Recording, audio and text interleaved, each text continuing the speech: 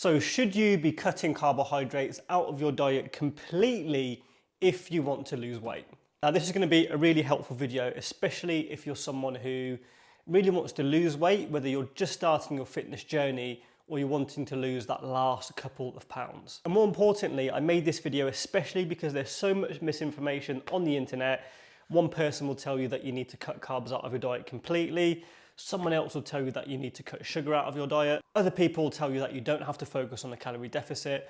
So hopefully this video gives you a little bit more insight into one of those areas, which is, well, should you cut carbs out or not? Now I'm going to use a couple of really random props. This is not one of them, this is genuinely a coffee I just made. This is your body. It's not really your body, but just use your imagination. This is technically your body. Now, obviously in your body, you've got loads of bones and tissue and organs and all that kind of stuff. But let us say that this is the body fat that's currently in your body. And a bit more. Okay, there we go, that should do. And we have some penne. Right, and here we've got some carbs, literal carbs, which is pasta. So this is your body and there's your body fat, the water that's in there. Now within that, I'm going to take a few elements and just put them into this glass. God, the hay fever is hay fevering. Now this glass represents your muscle, your liver and some stores of fat on your body. The reason why it represents those three things is because that's where glycogen is stored in your body. I won't go into this too much, but as a basic explanation, glycogen is how energy is stored in your body. So when you consume things like carbohydrates that give you energy, your body stores that as glycogen.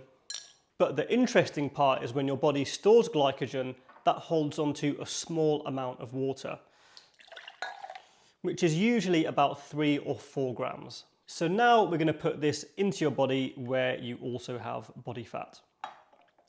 Okay. Now you're probably thinking, why is this relevant to carbohydrates? What the hell are you talking about? But basically, every time you eat a carbohydrate, your body stores a little bit more water. This could go on and on and on.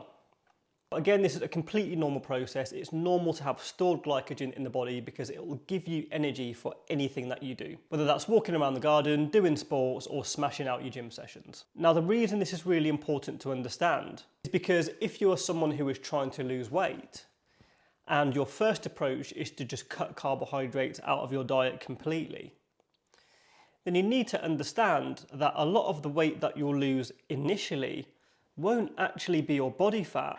You'll initially lose a lot of weight from water. And so this will become less and less.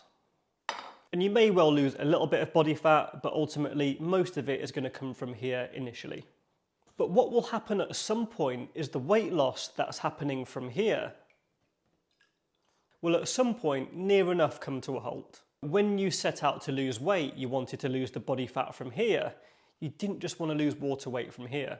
So this is where weight loss can feel challenging and can make it feel like you're stuck. Because to then lose more weight from here and actually tap into that body fat, you're either going to have to cut more carbs, which is going to have a really bad effect on your performance, really bad effect on your energy levels. And for most people, they probably just won't stick to a super low carb / no carb diet. Because for most people, it just doesn't fit in with their lifestyle, whether that's your home life, your family life, or your social life. One of those will take a hit. Unless you're like me and you've got no friends and you don't go anywhere. Then it's completely different.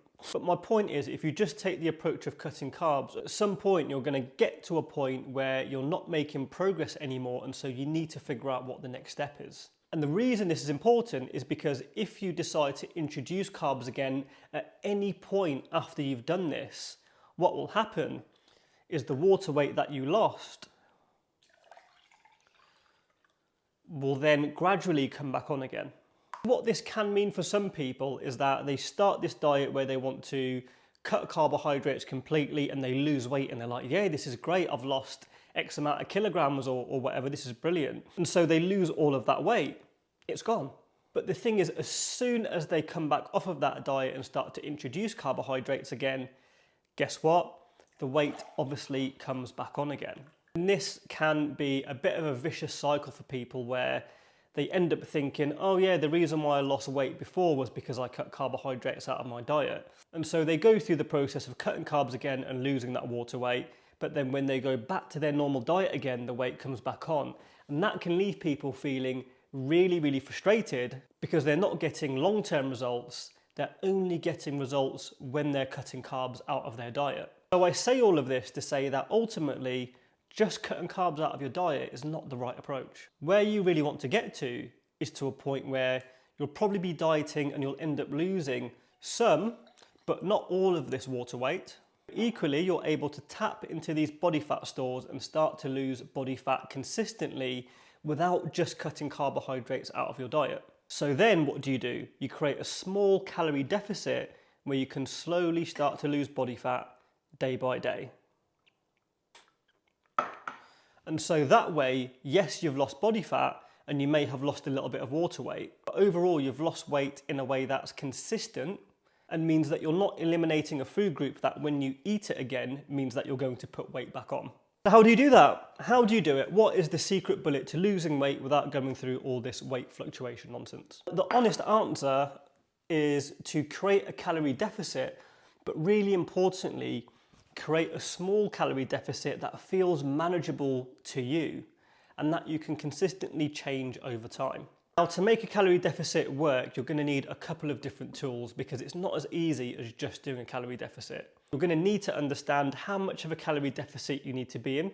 Also need to understand when to stop doing a calorie deficit so that you don't feel starving all the time. And you need to understand the different phases of doing a calorie deficit so you can consistently see results over time.